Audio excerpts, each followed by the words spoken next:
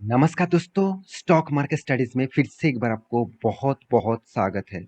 तो आज यहाँ पे मैं बात करूंगा एक ऐसी कंपनी के बारे में, एक ऐसे स्टॉक के बारे में जिसके चर्चे में बहुत दिनों पहले भी आपके सामने डिस्कस किया था। तो बहुत सारे दोस्तों ने कमेंट किया है, सर ऐसा कोई कंपनी बता दीजिए जिसका प्राइस 100 रुपीज से नीचे है और जिसका स्ट्रेंथ फ्यूचर के लिए बहुत आगे हो सकता है, और कंपनी का स्ट्रेंथ कितने अच्छे है उसके बारे में डिस्कस करिए। क्या मुझे उस कंपनी के ऊपर निवेश करना चाहिए, क्या उस कंपनी के ऊपर भरोसा करना चाहिए? तो इस तरीके से बहुत सारे क्वेश्चन आ चुके हैं। तो चलो मैं आज ऐसे कंपनी आपके सामने लेके आया हूँ जिसका स्ट्रेंथ मुझे पर्सनली बहुत अच्छा लगा, क्योंकि कंपनी के जो बिजनेस मॉड्यूल्स है, साथ ही साथ कंपनी जिस जिस सेक्टर के ऊपर बिजनेस करता है वो आप देखेंगे तो आपको पता चलेगा कि हाँ, कंपनी में स्ट्रेंथ तो जरूर है। कंपनी में मतलब पोटेंशियल तो मतलब सेक्टर वाइज पोटेंशियल तो आपको जरूर दिखेगा।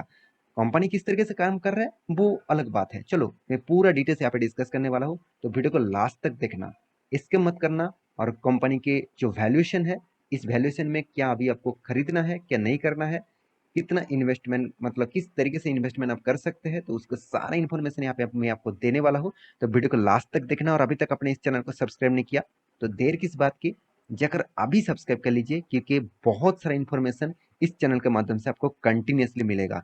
तो प्लीज चैनल को सब्सक्राइब करिए और मुझे सपोर्ट भी करिएगा। और हाँ, एक चीज और भी कहूंगा, अभी तक अपने डीमेट अकाउंट ओपन नहीं किया, उसका लिंक नीचे मिल जाएगा, जाकर जरूर ओपन कर सकते हैं। आप हमारा थ्रू से डीमेट अकाउंट ओपन करेंगे तो आपको लाइफ टाइम एक्सेस मिलेगा। नीचे टेलीग्राम का, तो वो भी ज्वाइन कर सकते हैं, उसको आपको लाइफ टाइम एक्सेस मिलेगा। साथ ही साथ आप फ्री ऑफ कॉस्ट बहुत सारे चीज आपको इस चैनल के माध्यम से मिलता रहेंगे। तो चलो देख लेते हैं कंपनी के बारे में।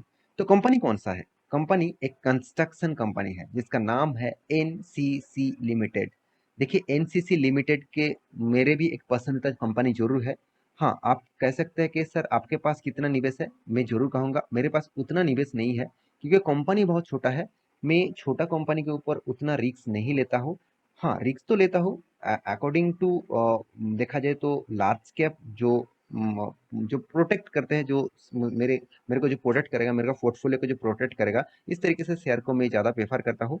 ब्लू मतलब देखा जाए तो small cap type, mid cap type company के ऊपर मैं निवेश करता हूँ अगर मुझे कंपनी अच्छा लगता है तब। और वो भी एक अमाउंट जो लगाता हूँ वो बहुत मिनिमम है। तो कंपनी का जो एक्सपीरियंस है करीबन 40 ईयर्स, और टोटली इन यहाँ पे देखिए, इन नेशंस बिल्डिंग्स का एक्सपीरियंस है, मतलब कंपनी कंस्ट्रक्शन के ऊपर काम करते हैं। तो कंस्ट्रक्शन इंडिया इंडस्ट्रीज में कंपनी का जो रैंकिंग है, around around 7th number ranking में देखने को मिलेगा। तो अभी आप कहेंगे सर 7 नंबर रैंकिंग का कंपनी क्या आगे जा सकते हैं? तो देखिए सर, मैं एक चीज आपको बता दूं, रिलायंस इंडस्ट्रीज भी इसी तरीके से काम कर रहा था, इसी तरीके से लेवल में था, आज वो टॉप लेवल में है। आप कोई भी एक कंपनी को चूज कर ले, जैसे HDFC बैंक, वो भी इसी तरीके से काम कर रहा था, आज वो टॉप लेवल में है। तो कंपनी छोटा जब था तब उसका लेवल नीचे में था, आज बड़ा हो गया, आज वो फर्स्ट नंबर में आ गया। तो क्या इस कंपनी उस तरीके से पोटेंशियल दे सकते हैं? चलो वो आपको यहाँ से ही पता चलेगा। देखिए, कंपनी का जो बिजनेस है, कंपनी कौन सा प्रोजेक्ट के ऊपर काम कर रहा है वो तो देख लीजिए। कंपनी कौन सा रोड्स के ऊपर, मतलब रोड कंस्ट्रक्शन के ऊपर भी काम करते हैं, इलेक्ट्रिकल के ऊपर भी काम करते हैं। मतलब आप कहेंगे सर इलेक्ट्रिकल के ऊपर क्या काम करते हैं? देखिए, जितने सारे बड़े इलेक्ट्रिक टावर्स होते हैं उसको लगाने का काम करते हैं।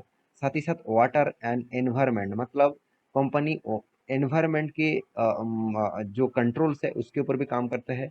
इरिगेशन डिपार्टमेंट, मतलब जो वाटर मतलब वाटर एक जगह से दूसरी जगह लिया जा मतलब लेके जाया जाता है, तो उसके ऊपर भी कंपनी काम करते हैं। रेलवेज के साथ भी जुड़े हुए हैं। इन यहाँ पे देखिए, इंटरनेशनल हाईवेज के साथ भी जुड़े हुए हैं, पावर सेक्टर के साथ भी जुड़े हुए हैं। साथ ही साथ आप देखेंगे तो मेटल सेक्टर के ऊपर भी जुड़े हुए हैं, माइनिंग सेक्टर के ऊपर भी जुड़े हुए हैं। तो कंपनी ने कौन सा सेक्टर को छोड़ दिया? हर कोई सेक्टर के ऊपर एंटर हो चुके हैं। तो सोचिए, मुझे मैं जब इस कंपनी के ऊपर स्टडी कर रहा था ना, मुझे एक चीज देखने को मिला, जो है राकेश झुनझुनवाला जी। आप सभी जानते हैं, उनका तो देहांत हो गया, और उनका पहले से ही इस कंपनी के ऊपर बहुत बड़ा स्टेक उन्होंने खरीद के रखे गए थे। कितने बड़ा स्टेक खरीदारी की है, चलो मैं आपको एक बार दिखा ही देता हूँ।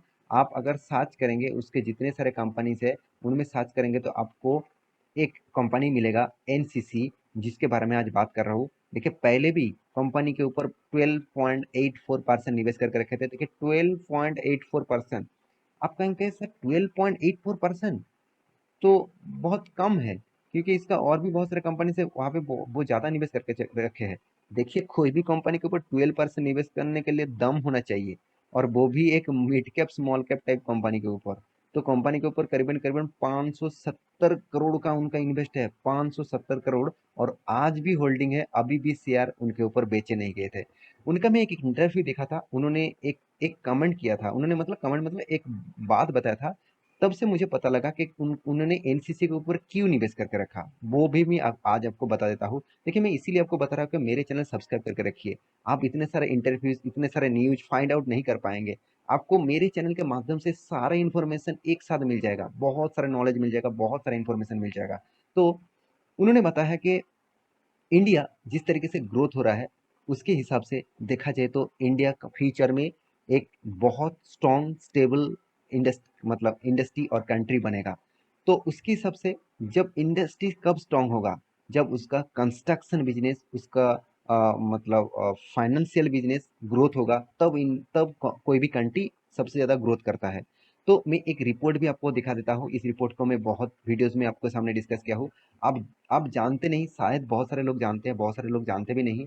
इंडिया अभी जीडीपी के रैंकिंग के हिसाब से लास्ट जो रिपोर्ट आया है, उसके हिसाब से इंडिया अभी देखा जाए तो टॉप 5 रैंकिंग में आ चुके हैं। टॉप 5, जो नंबर 5 में था यूके, यूनाइटेड किंगडम, मतलब इंग्लैंड जो हमारा देश में आकर 200 साल तक राज किया, उसको भी पछाड़ दिया इंडिया ने। तो एक गर्व की बात है, हम इंडिया मतलब इंडिया वाले हैं तो गर्व की बात होना चाहिए। क्योंकि इस तरीके से सिचुएशन आपको हर टाइम में देखने को नहीं मिलता। वर्ल्ड के 3rd richest person Gautam Adani बन चुके हैं, और साथ ही साथ इंडिया के जीडीपी के रैंकिंग के हिसाब से इंडिया 5th रैंकिंग में आ चुके हैं। अभी टारगेट है जर्मनी और जापान, इसको भी बीट करने वाले हैं। इंडिया ने टारगेट रखा है 2030, इस सालों के अंदर अंदर वो भी बीट करेगा। देखिए मुझे मुझे सबसे जो चीज अच्छा लगा वो क्या जानते हैं, यूको को टारगेट रखा था कि जीडीपी में उसको पीछे लेके आएंगे, वो 5 नंबर रैंकिंग में जाएगा। और वो भी टारगेट था कितना, 2025, इस टारगेट रखा था। अभी तो 2022 में ही बन चुके हैं, सोचिए कितना जल्द से जल्द। और वो भी कब टारगेट रखा गया था, 2020 में। तो 2 साल के अंदर अंदर इस तरीके से न्यूज आना, तो सोचिए इंडिया में कितना स्टेबिलिटी आ चुके हैं, कितना स्ट्रॉन्ग स्टेबिलिटी आ चुके हैं। तो आप इंडिया के ऊपर भरोसा रखते हैं, तो सोचिए आज कंपनी के ऊपर हिस्सेदारी अभी से उठाना स्टार्ट कर दिए, जो कंपनी ग्रोइंग होने वाला है फ्यूचर में। तो construction business, construction industries future में बहुत ग्रोथ होने वाला है। क्योंकि अगर कंस्ट्रक्शन आगे नहीं बढ़ेगा तो ट्रांसपोर्टेशन बिजनेस आगे नहीं बढ़ेगा, तो कोई भी कंट्रीज आगे नहीं बढ़ सकता। तो इसीलिए मैं एनसीसी के, इसीलिए मैं आपको पहले ये चीज इसीलिए दिखा रहा था, क्योंकि जो सेक्टर में कंपनी काम कर रहा है, वो सेक्टर फ्यूचर में सबसे ग्रोइंग बिजनेस करने वाला है।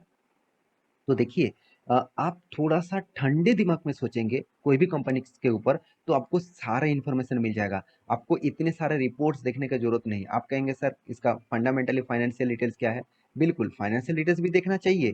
कंपनी का फाइनेंशियल डिटेल्स भी स्ट्रांग है, ऐसे नहीं कि कंपनी खराब है, बिल्कुल भी नहीं। कंपनी 500 करोड़ का प्रॉफिट कर रहा है, 4,500 करोड़ का मार्केट कैप है, मिड कैप टेक कंपनी है, मैं पहले ही बता चुका हूँ, रिक्सी कंपनी है। मगर रिटर्न भी रिक्सी आपको मिलेगा तभी जब आप रिक्स लेंगे। देखिए जो बिजनेस रिक्सी होते हैं, वही बिजनेस में पैसा ज्यादा होता है।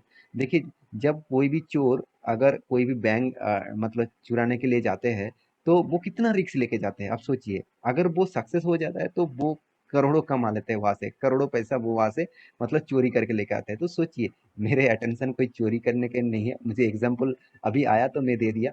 तो देखिए कंपनी में देखिए सेल्स ग्रोथ, प्रॉफिट ग्रोथ, हर कोई चीज आपको पॉजिटिव दिखेगा। एबिटा मार्जिन भी ठीक ठाक लेवल में है। साथ ही साथ कंपनी का मार्केट कैप जो मार्केट कैप जो सेल्स है, मुझे बहुत चीज अच्छा लगा। 1 रुपया कमाने के लिए कंपनी को 38 पैसा देना पड़ रहा है, तो एक बहुत बड़ा अच्छी बात है। साथ ही साथ कंपनी का पी रेशियो, कंपनी का return of equity, return of capital employed, सारे के सारे चीज आपको पॉजिटिव दिखेगा। हाँ कंपनी का जो बैलेंस शीट है, आप सॉरी प्रॉफिट एंड लॉस है, यहाँ पे भी देखिए आपको कभी भी कंपनी के लॉस नहीं दिखेगा। तो मैं पहले सोच रहा था कि राकेश जी ने इतने बड़े रिस्क क्यों लिया, 12% से भी ज्यादा निवेश क्यों किया। आज मतलब जब मैं इसके ऊपर स्टडी किया तब मुझे पता चलेगा, मतलब पता चला कि इंडिया का ग्रोथ उन्होंने पहले से ही देख चुके हैं। उन्होंने एक कम वीडियो में बताया है, एनडीटीवी एक न्यूज कॉन्फ्रेंस में उन्होंने बताया है कि इंडिया 10 से 20 साल के अंदर एक एक ऐसा जगह पहुंच जाएंगे जो आप कभी भी सोचे भी नहीं थे। तो मेरे हिसाब से उसी लेवल में जा रहा है, उसी दिशा में जा रहा है। तो इसीलिए उन्होंने पहले से ही इस तरीके से कंपनी के ऊपर माल उठा के रखे थे। तो आप भी इस कंपनी के ऊपर भरोसा रखते हैं तो जरूर फोकस रखिए, जरूर इस कंपनी के ऊपर निवेश करने के लिए सोचिए।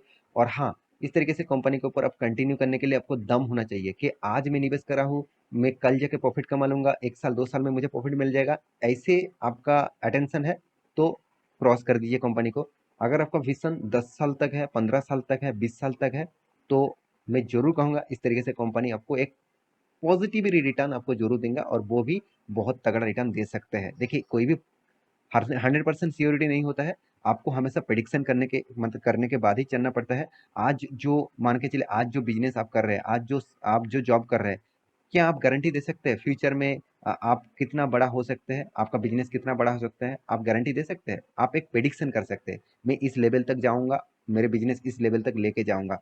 तो वो होगा क्या नहीं होगा, वो आपके हाथ में है, कंपनी के हाथ में है। तो मेरे कहने का मतलब है, कंपनी दम तो है, इन्वेस्टर भी इसके ऊपर माल उठा के रखा है, ऐसे नहीं कि इन्वेस्टर माल नहीं उठा के रखा। और पब्लिक के पास भी देखिए, एकदम मतलब देखा जाए राकेश झुंझुनवाला जी के पास ही सबसे ज्यादा हिस्सेदारी है। उनके पास, उनके खुद के पास ही, उनके वाइफ के नाम के पास भी इस कंपनी का हिस्सेदारी है। तो उनके वाइफ के नाम के पास ही यहाँ पे 10% से भी ज्यादा होल्डिंग है। तो मैं जरूर कहूंगा इस कंपनी को फोकस रखिए, क्योंकि एनसीसी जैसे कंपनी आपको शायद अभी इस तरीके से वोलेटिलिटी एक साइड बेसिस देखने को मिले। एक टाइम कंपनी जरूर भाग सकता है। तो अभी से कंपनी को फोकस रखिए, और एक कोई रिकमेंडेशन मत समझ लेना, कंपनी को स्टडी करना, तभी आपको सारे डिटेल्स क्लियर हो जाएगा।